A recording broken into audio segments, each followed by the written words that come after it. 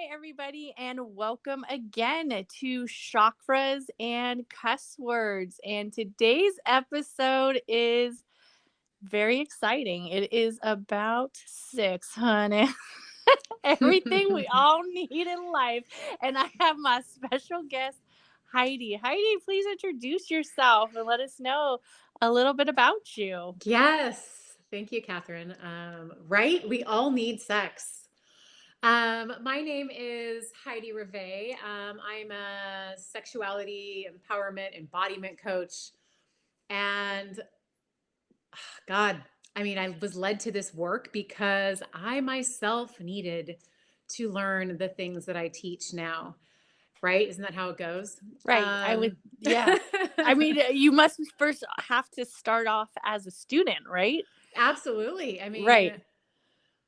Getting into relationships where it was all about their pleasure, being raised in a religion. So, masturbation and touching myself, period, is a sin. And I save that for marriage and just Okay. so many different dialogues Yeah.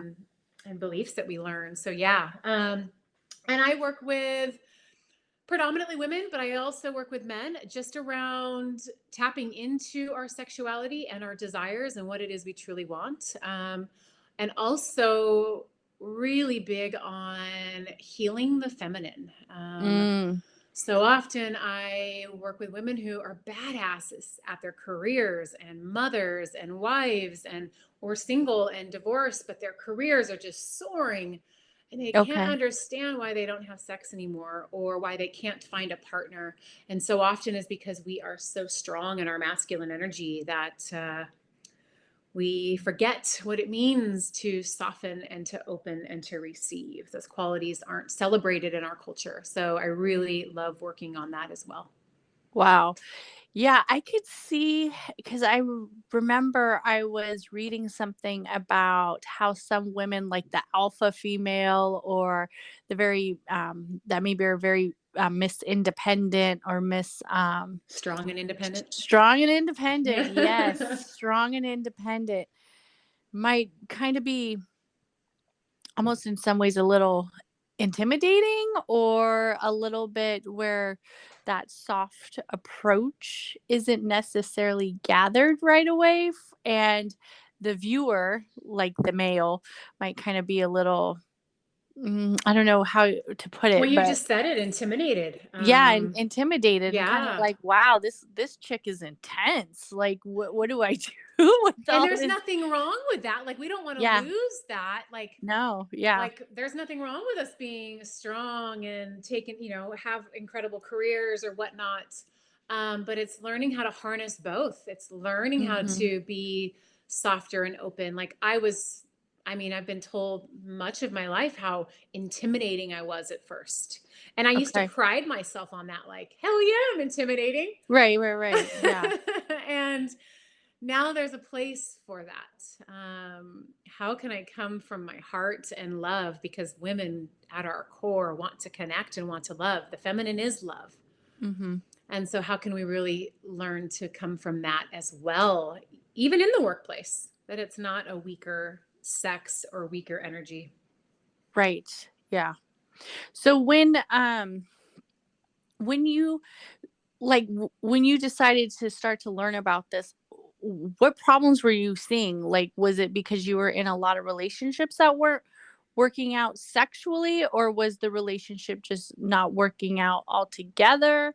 Or was it just kind of like, I don't feel secure in my sexuality? Great question. So, I got into a relationship and I loved him very much, but he had incredible amounts of sexual anxiety. Okay. And I didn't understand the sexual anxiety. I didn't understand why he couldn't get hard. I didn't understand the premature ejaculation. I couldn't get my orgasm. I wasn't desired. Don't you find me hot? Like all the different Right. He's like, ooh, scripts girl, in maybe my too hot. mind. Right. And that hardness, who I was being at the time, also, interfered with him feeling safe. So it was so many different things. And I really loved this man. And so I wanted to understand it more. I didn't understand the sexual anxiety. So I started studying. I started studying sexuality. I started studying Tantra.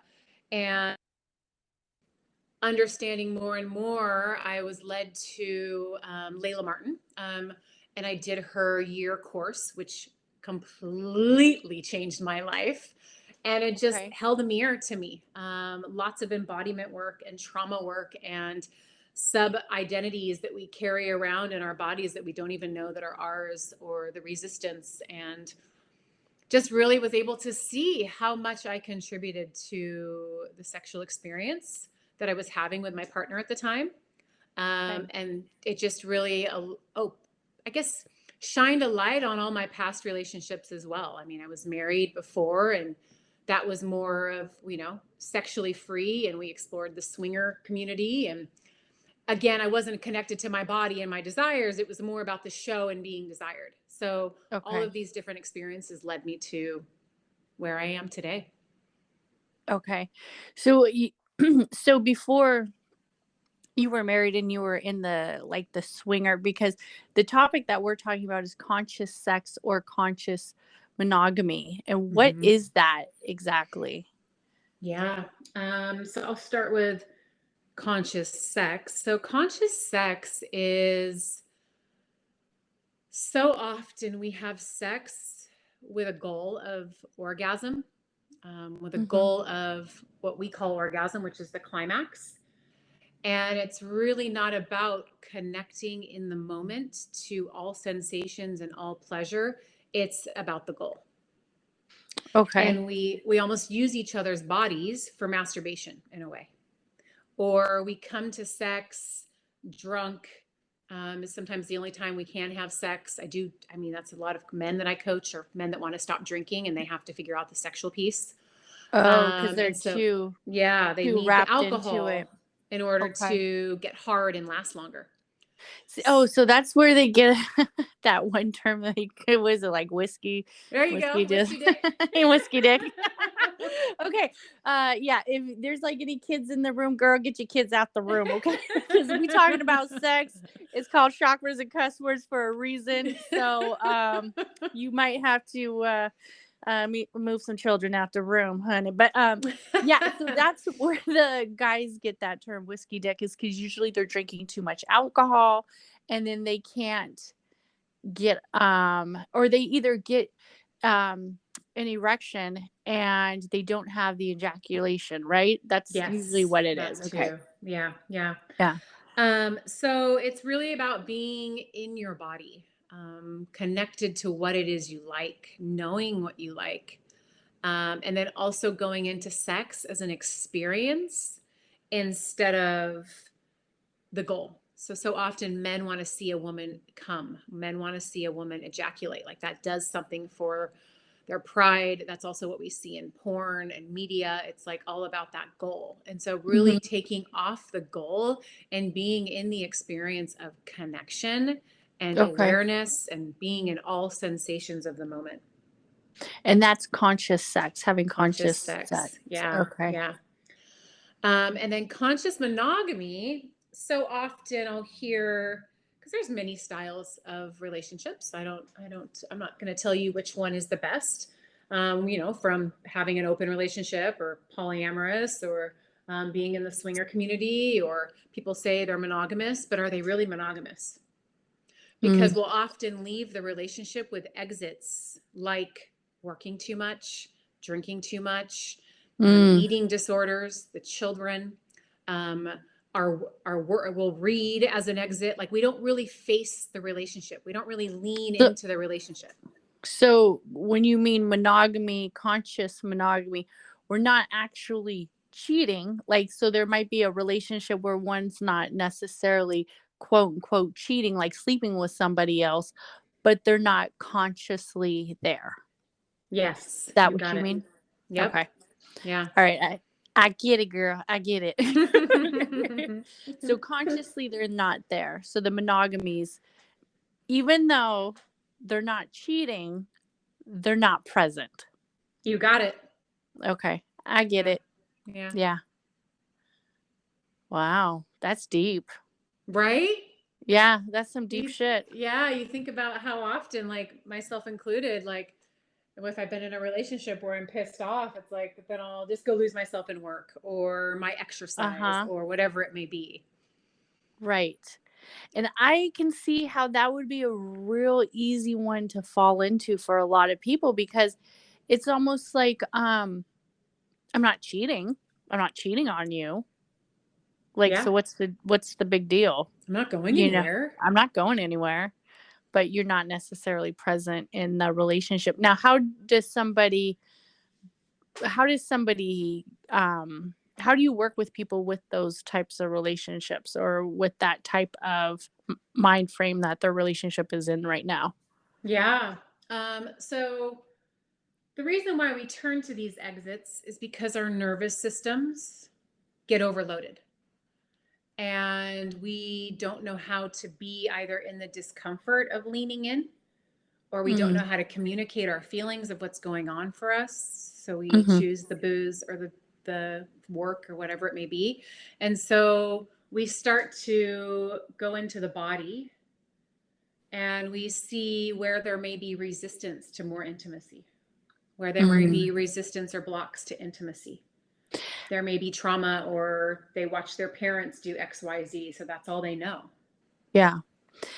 And it's funny because like cause I would say me and my husband's we've been married a long time and uh oh shit, like 20 something years. Wow. And and over the years, I mean, we've been together since we were like I mean, I was like 18, he was like 2021 when we met. So we've been together for a very long time.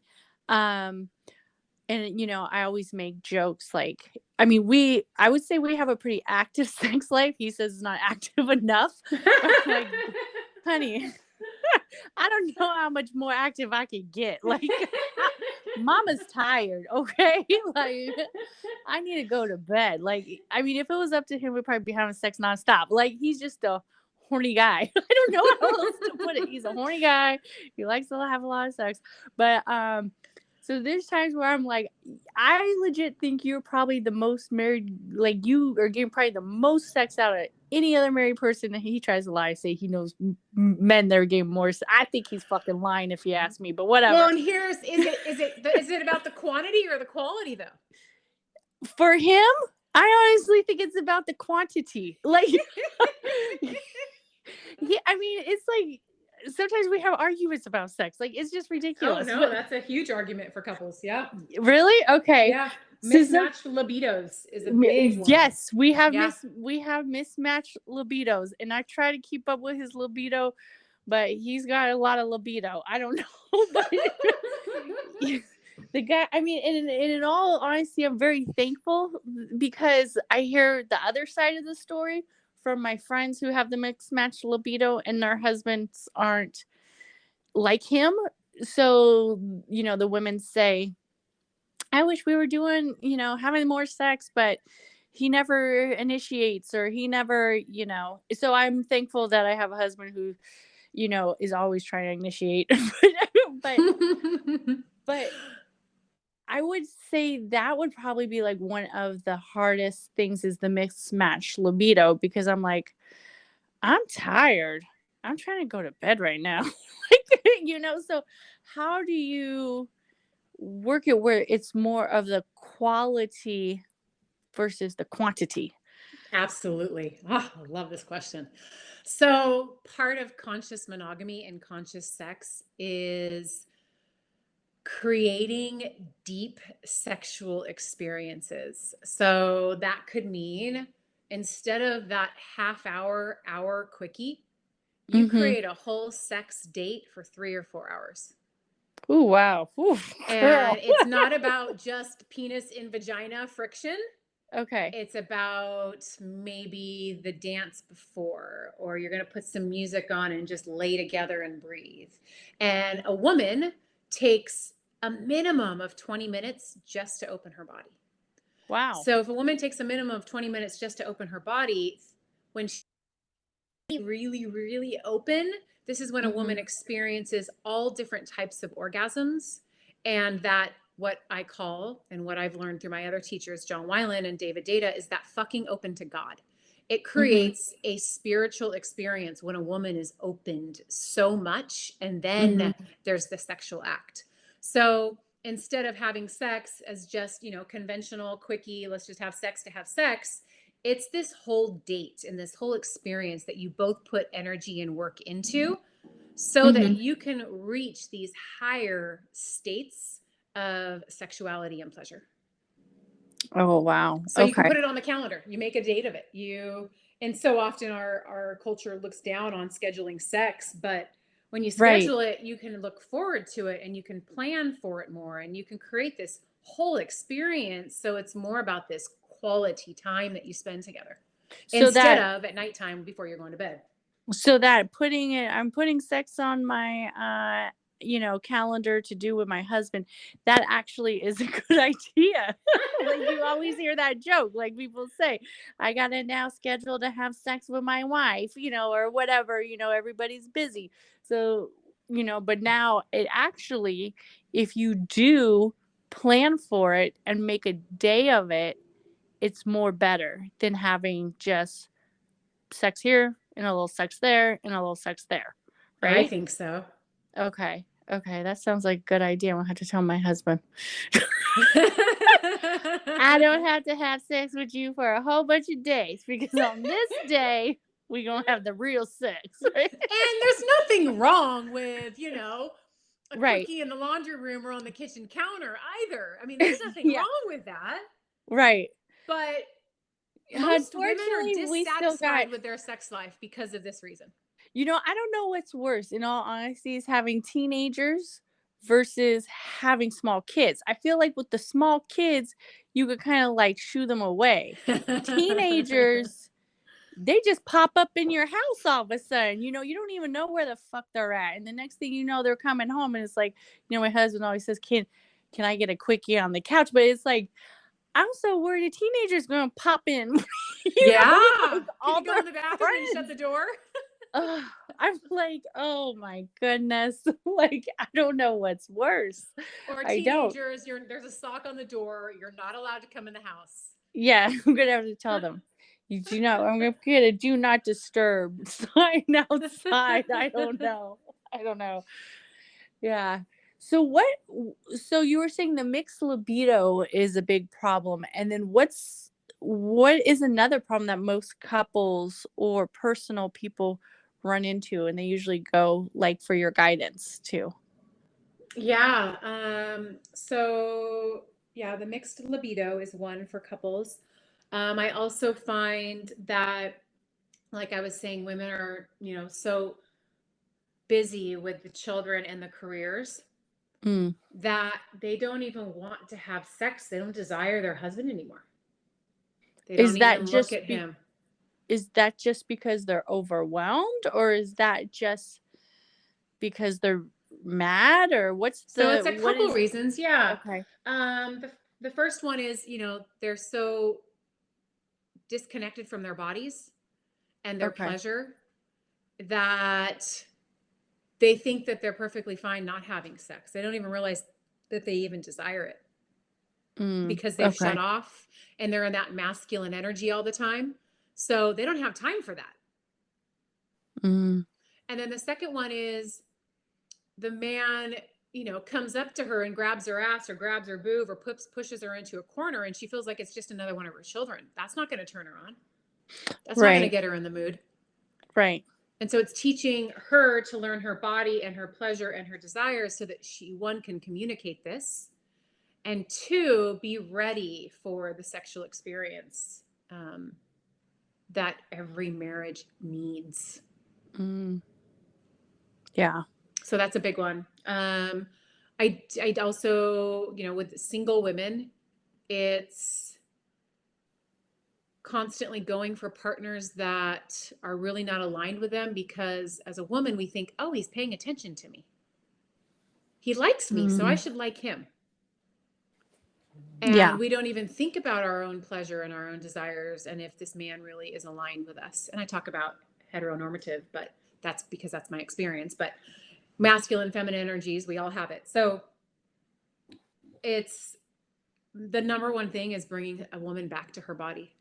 Mm, okay. bringing her back to her pleasure, because there's so much, we're such complex creatures. We don't heat up like a man does. We don't ejaculate like a man does. We don't have sex like a man does. There's a whole nother realm when it comes to female sexuality.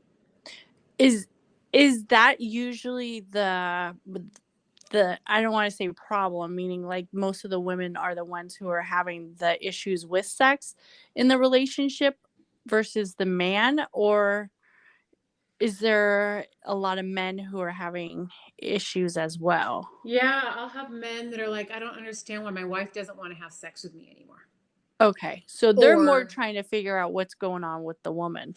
yeah, or I'll have men who have been having affairs, Mhm. and because their wife doesn't please them in that way. And so really learning to and getting curious about what that man truly wants. Mhm. And then also the sexual dysfunction of like erectile dysfunction and premature ejaculation. That's a big one. How a man can feel Okay. confident in bed, because there's so much pressure on a man to be hard. Yeah. And it's To like, how can we be more in the sexual experience instead of the goal? Okay. Okay. So um when the men like start to come to you with their problems, is it usually because their relationships already like in turmoil, or because I feel like women tend to almost wait till the relationships in turmoil to really address the sexual stuff behind it, and everybody's different. Like, I'm sure there's women who are fine with being like in a very, I guess you could say, open relationship versus women who don't want to be in an open relationship. And then there's women who are very want to have a lot of sex versus women who don't want to have a lot of sex. So are is it usually the men come to you when the relationship's all already in turmoil, or do Yes. they okay. Yeah. So they're kind of coming to you like as a last stitch Yep. Last effort? resort, or the Mhm. marriage is already ending and they want to learn how to get their mojo back for the next relationship so they can date Oh. again. Oh, okay. And then are a lot of women coming to you with preventative, or are they kind of the same, the last s uh, ditch I would effort say I get a lot of preventative. through the women? Uh-huh. Or they've been cheated on by their Oh. partner and they want to either repair it or understand what happened, how they had a part in it. So I would say with women, I get all of the above. Like they sense something is going on in the marriage. They sense that Mhm. they don't want to have sex with their partner anymore and they don't understand why. Or they're single and they want to be really in their body and prepared to date. They want to understand dating more. Yeah, because I would think I'd be kinda like, because I've been with my husband for so long, I would think I'd be kinda nervous to date if, like, we broke Right? up. That would be, like, a pretty scary thing. Yeah. I would think that would be, especially after, like, so many years. Well, and Yeah. even for myself, it's like I've been in long-term relationships, and so it's Mhm. that dating area is such like this uncharted waters. Like how Yeah, it's about learning about ourselves instead of, are you the one? Are you the one? right. So for the single women who are basically having a hard time finding the perfect match, if it's through sex or if it's just through a relationship, what's usually the obstacles that they're having? Is it basically because they're giving off too many independent woman vibes? That's a big one. Yeah. It's the strong and independent. So I don't need a man, or I'm coming into this with all my accolades instead of coming into it with who I am as a woman, if that makes sense. Oh, So a yeah. man is attracted to a woman by how she makes him feel, not off of what she does in life. Okay. So the more she can express in her body, the more he gets to feel his own heart. So if a Oh. woman physically is like, he can't feel her. Oh, So it okay. almost repels. You have like that battery with two masculine ends. Instead, you need a feminine and masculine to create that polarity. And then how do women soften that, especially if they've been so, like, independent for so long? Yeah. So for myself, I have daily practices Do every you? single day. Yeah. Wow. Yeah. Okay. Can you share, like, a few Yeah. or maybe your So top ones? yeah, and a top practice that's an easy one is we have this inner channel that runs through us, like as you know, chakra system, the Mhm. chakras align. So if you were to just start with softening your jaw. Okay. So maybe let your lips part, maybe move your jaw around and just to open it up a little bit and notice how much tension may be there. Yeah. And then let your tongue get really heavy. And that tongue getting heavy also connects down to perineum. The jaw relaxing also starts to open pussy. Okay. And then you just start to really slowly like drink your breath in through your nose. And as you soften through your jaw, then you continue to soften through your throat and you feel your throat just kind of widen. Mhm. And then you could take that down into your heart space, letting that open, maybe lifting your collarbones a little higher. And you're opening your body, you're softening your body. And what sometimes happens is emotion can come up, vulnerability can come up. And Mhm. the more you practice this, the deeper it gets. You can soften now into your belly, letting your belly release. And then you can find the area of your cervix. So 2 inches below your belly button and 2 inches inward. We either have a cervix or we have the area of our cervix. If it was removed, there's still an energy center there. Mhm. And so you soften this whole channel and you just slowly breathe in through your nose and breathe out, and you just keep softening and you keep opening. And I practice this every single day, sometimes multiple times a day. Wow. Okay. It's kinda relaxing, like, Isn't ooh. it? Yeah. And all of a Yeah. sudden you just kind of open and you become more receptive to what's going around you. Yeah. And so that's a feminine sexuality practice or a feminine energy practice. Okay. And then what else also helps women with their, feminine energy? Because I feel like sometimes that's something that I need work with is my I'm kinda like that tomboy Get it? type, like, I always have, like, the scraggly hair, like, I don't really do my hair, I barely I wear makeup every once in a while, I mean? Like, I've always kind of been like that tomboy. I was never super girly girl, and I don't Yeah. really know No, how totally to. understand that. Yeah. So sexy isn't a shape or a size or a look, it's an energy that you carry within you. Okay. And so whether you do your hair, I don't touch a blow dryer, or maybe I put on some mascara. Like Right, right. I've been told I'm part dude because I am the That's oldest how of I I have feel. 4 brothers. I grew up with all Right. boys. So it's like I get it. That's why I so needed these practices. Right. Another way that I tap into that feminine is I'll have a practice of like stroking my body with different strokes, and I'll tune into the sensations, what I'm smelling, what I'm feeling, Mhm. and just start to build that sensuality in my body. Mhm. And so that also helps soften. Okay. A big one is learning how to express emotion and feeling without saying it through our mouth.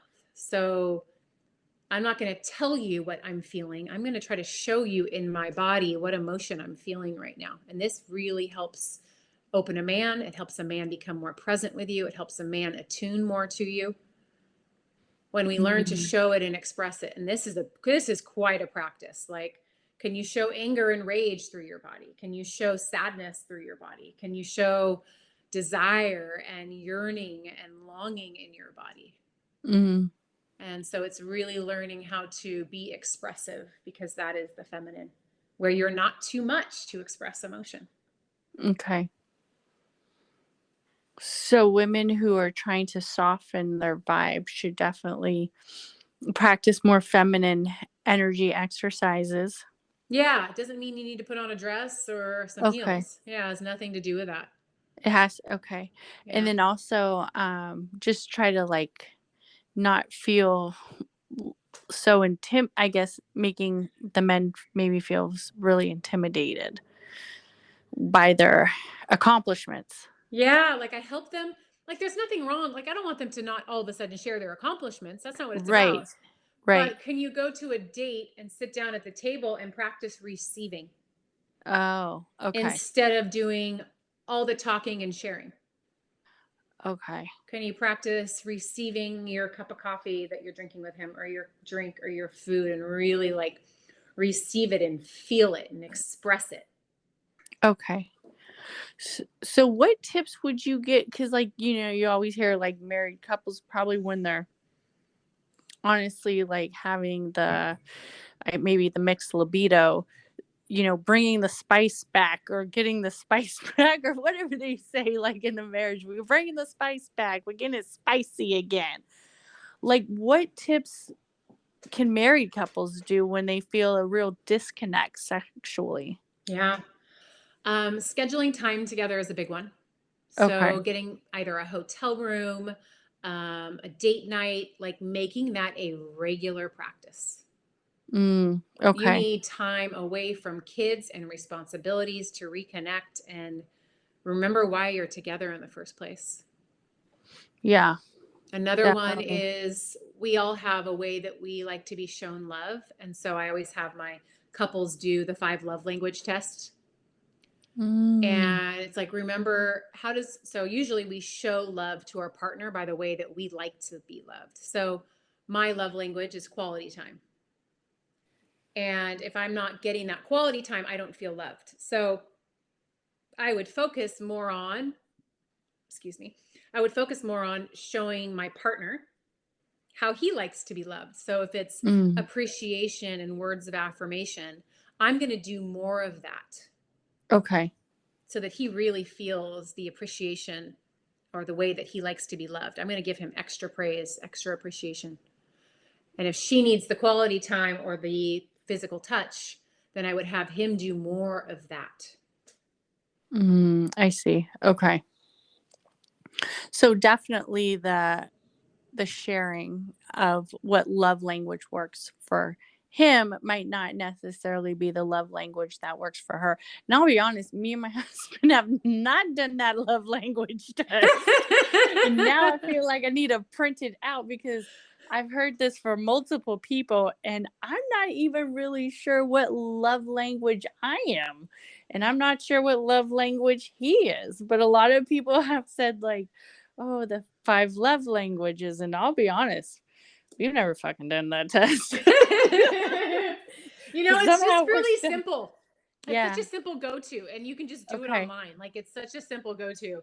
It's just an easy practice to like get, for a tip to understand Yeah. your partner more when you guys have been married for 20 something years or more. Like, Yeah. and then Yeah. also that time, like get away from all the stuff. Go have a date, go get a hotel room, like completely pull yourself away from all the busyness Yeah. and spend time together.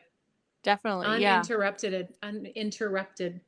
Yeah, I love our we do take like trips together without the kids cuz our kids are older, so we're able to do the weekend getaways, and I absolutely like those are some of the best times that I feel like we have together is when we're out away from just the house. But we've been married so long that I always like tease him like, if we start sleeping in separate beds, I'm out of here, because you see those, those old shows, and I've had friends who've told me like they don't even sleep in this, or their parents didn't even sleep in the same bed as their spouse. So like I had a friend who she said her parents slept in separate rooms. And it was, because like a reason, like, oh, my dad works a different shift than my mom. They get better sleep. I just think that's so I don't know, just unfortunate for the relationship because even though sometimes he likes to go to bed earlier than me and I do go to bed a little bit later, but I'm trying to be better at going to bed close enough to the same time that I feel like at least being in the same bed makes a huge difference, especially with a marriage that's been long standing, Yeah, and I'll sometimes give that as a practice, like start going to bed at the same time. Yeah, yeah, I know, I need to work on that 'cause but sometimes he likes to go to bed super early. I'm like, Yeah, yeah. "It's too early. Of course, It's it's too not going to be early." every night. And some Yeah, couples, I always say, like, hey, it's okay if you want to sleep in a certain bed, if especially if he or she snores really loud and keeps you up all night. Like, right. there's nothing wrong with that. Just Yeah, making sure you're finding connection in other ways. definitely. Yeah, especially if they're on different working schedules, I could see Mm-hmm. how that would definitely happen. Like if one works night shift or a late PM shift and the other one works a early morning shift. There's so many dynamics that come between a relationship and especially, a marriage that can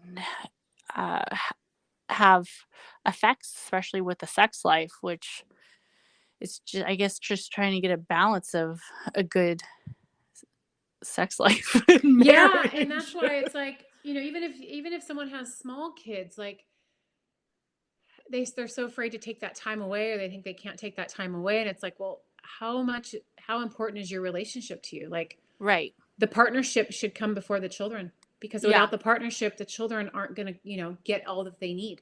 Mhm. Mhm. And so it's Yeah. like, how, where are your priorities? And so it's bringing them back to what's really important and what they really want. Yeah. I would say that would be a hard part for couples too is with the small kids, like, the small children and the toddlers and stuff and a lot of I guess just movement and energy in the house and then it's like, okay, now we're supposed to have sex. Like Yeah, exactly. That's why those sex dates are so important. Like, because in so many relationships actually end in those first few years of a child's life, because yes, it's like, oh shit, we weren't ready for this. We don't even know how to handle this. that's what I heard. I remember hearing that marriages they have the most turmoil the first year after a child's birth and Yep. the small ages of bringing up children and then of course the 7-year itch. Do you know what is the 7-year itch? Is that just because you're bored with your partner because it's been 7 years or Well, I remember but a I hear that a therapist I lot. used to go to. Yeah, I remember a Huh? therapist I used to go to. She used to say, like, couples do things like, it's usually like every like 3 to 6 years. Like, they'll all of a sudden have a child, or they'll move, or they'll Uh-huh. have another child, or they'll get married. Like, it happens at these different times because the couple like gets bored in a way. Okay. And So so it's like I've heard about that seven uh-huh. year itch too. It's like, huh, okay, well, we really played it out. We just went through a huge cycle. Can we stay Yeah. together for another 7 years? Mhm. Mhm. Yeah, I I haven't know really researched that one too much, but I'd like to. I should. I know from what I've heard because I mean, I'm not going to say like my marriage, we've been married a long time, but it wasn't always, daisies and daffodils. Like we had our issues. But, it seemed like the first couple of years we're just like trying to figure out how to actually get along and have kids and have a family and do all that. And then it felt like the 7 years, maybe there was like some kind of, what do we do now? Like, Mm-hmm. and then 20-year, and then like 15-year, I would say, yeah, it happens like every I would say our 14th year, we were almost married 14 years. We had we had a hard stint for a little bit. And then, let's see, how old, I always have to do the math. So we've been married 22 years. The 20-year was a little, not really rocky, but just, a little like, you know, it's it's I would say it's not hard to be with the same person if long as you get along with that person, but it's definitely challenging, it's challenging in some ways, not necessarily the same person, but just because I think you get on each other's nerves. Well, yeah, it's that you get on each other's nerves. And are you growing together? And we are growing together. Yeah. And Yeah. that's what I'm like, okay, we're growing together. I don't know if he likes this. It's like, I know one lady asked me, how did your husband feel when you started a podcast? And I was like, I don't know. I never really ran it by him. I just fucking started it one day and was like, I have a podcast. And he's like, oh God. How long have you had Right. the podcast?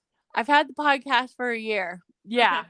Yeah. So had the podcast for about a year. I'm sure he's like, okay, I mean, I just kind of am that person. I just do shit. He either adapts or he doesn't. That's how it is. But I mean, we both grow.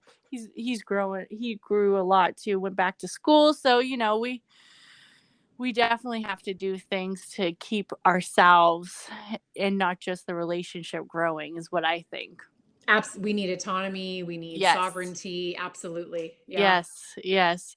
So, can you give any last tips for people on if they are trying to improve their sexuality and intimacy and let them know, like, just some few, like, daily little tips, nothing crazy, but how would they be able to do that?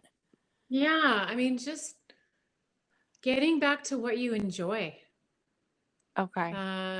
Do you enjoy putting on some music and dancing around the kitchen?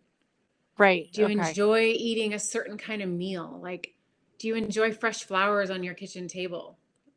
Do you enjoy your morning runs and you wish you got back to that? Like, starting to fill your life with things that you enjoy. That makes Because we just get so bombarded and we forget what joy is. And so finding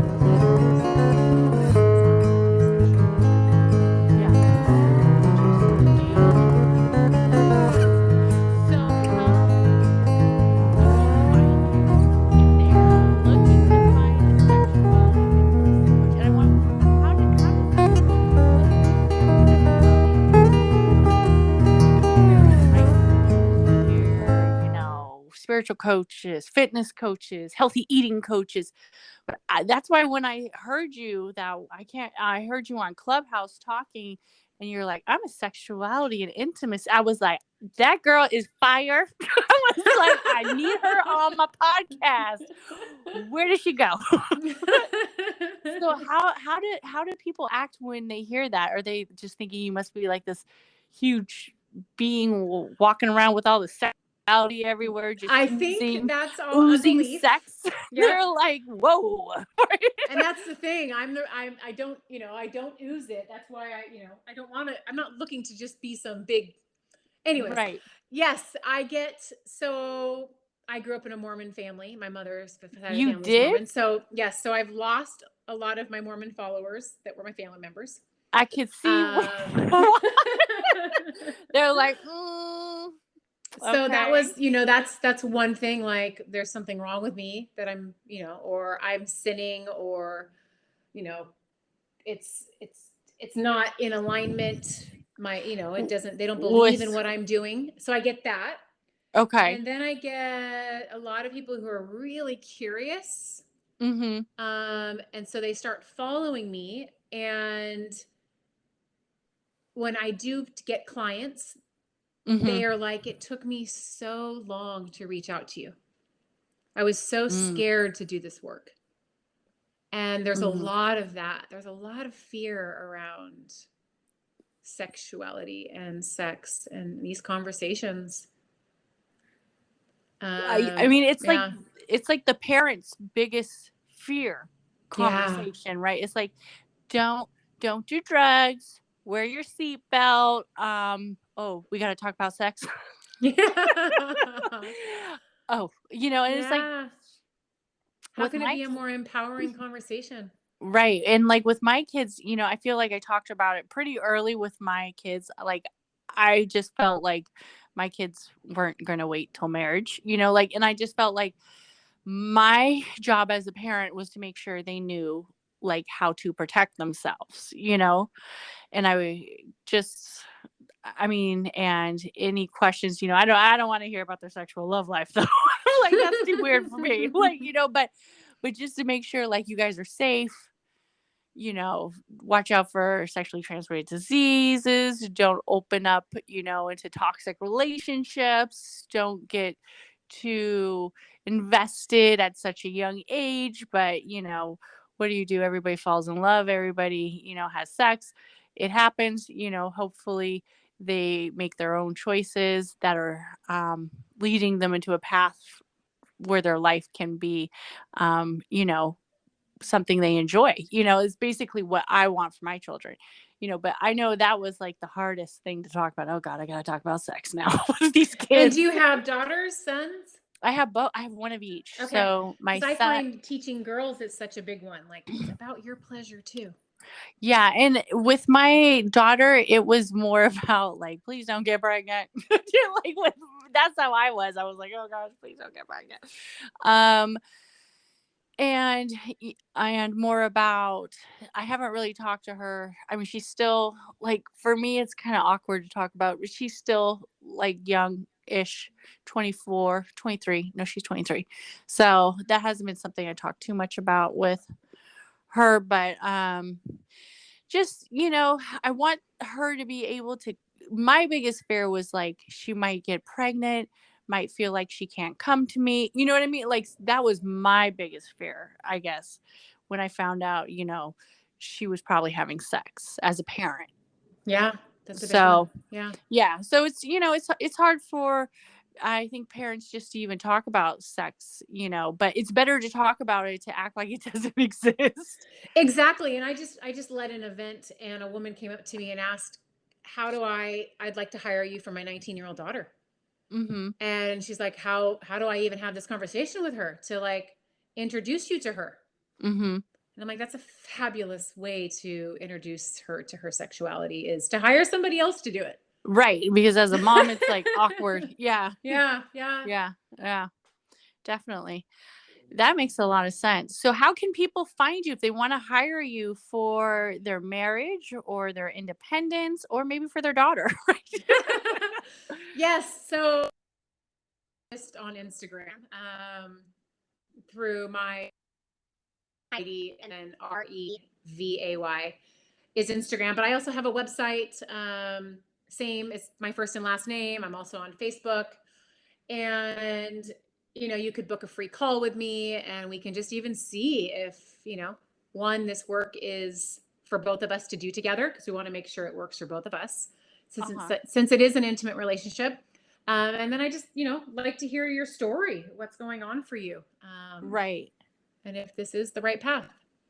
Awesome. Thank you so much for being on the show. Thank you, everybody, for listening to Chakras and Cuss Words, and it was a pleasure having you and just letting me know about all this stuff sexually. Thank you for having me. This was a lot of fun. I love talking about it. Thank you. Okay, have a great day. Thank you. Bye bye. Bye.